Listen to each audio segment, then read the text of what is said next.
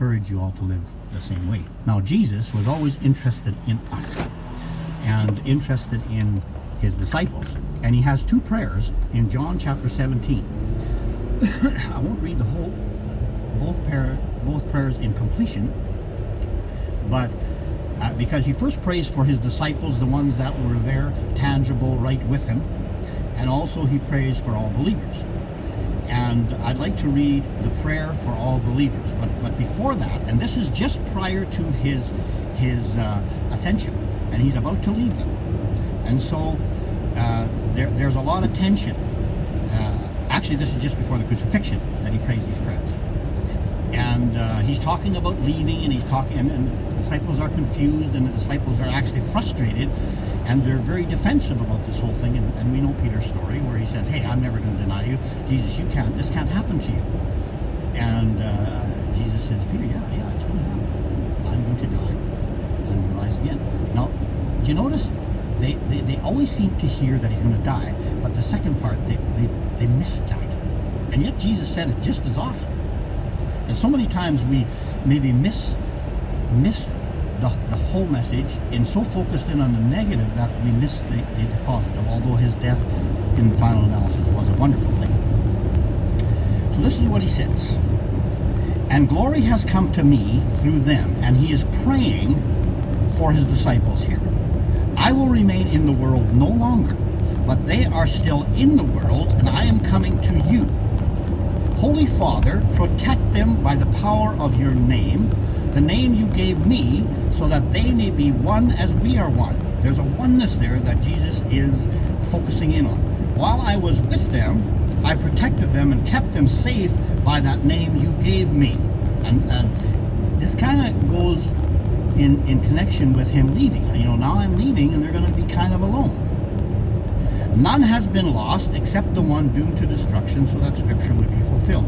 I am coming to you now," Jesus speaking to the Father, "but I say these things while I am still in the world, so that they," that's the disciples, "may have the full measure of my joy within them.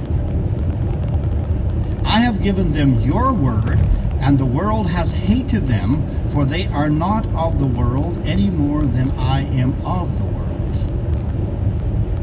My prayer is not that you take them out of the world, but that you protect them."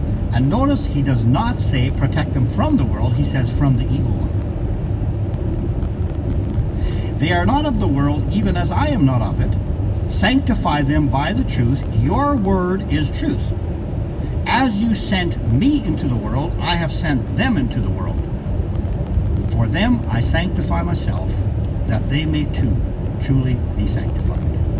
And then he prays for all believers, which includes us. "My prayer is not for them alone.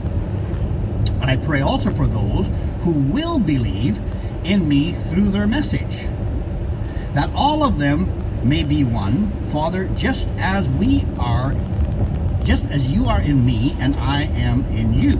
May they also be in us, so that the world may believe you that you sent me. I have given them," notice what he's given us, "I have given them the glory that you gave me, that they may be one as we are one." So every morning when you look in the mirror, the first thing you see that glory. After you shave, or after you do your hair, or what. But too many people look in the mirror and say, "Yuck, I don't like what I see," no matter how well they do their hair. And the point is, it's not us who said the glory of God or Jesus is in us. It's Jesus who said it, and he prays it in his prayer. "I in them and you in me, so that they may be brought to complete unity. Then the world will know that you sent me and have loved them even as you have loved me. Father, I want those you have given me to be with me where I am, and to see my glory, the glory you have given me because you loved me before the creation of the world. Righteous Father, though the world does not know you, I know you, and they know that you have sent me. I have made you known to them and will continue to make you known, in order that the love for me may be in them, and that I myself may be in them. Do you know that Jesus is in you through the Holy Spirit? Lord Jesus, we come to you. We thank you that even today, Jesus intercedes for us. He prays for us. He is nearer to us than we are to ourselves. He is nearer to our pain. He is nearer to our tears. He is more in tune with our joys, because the joy we have is his.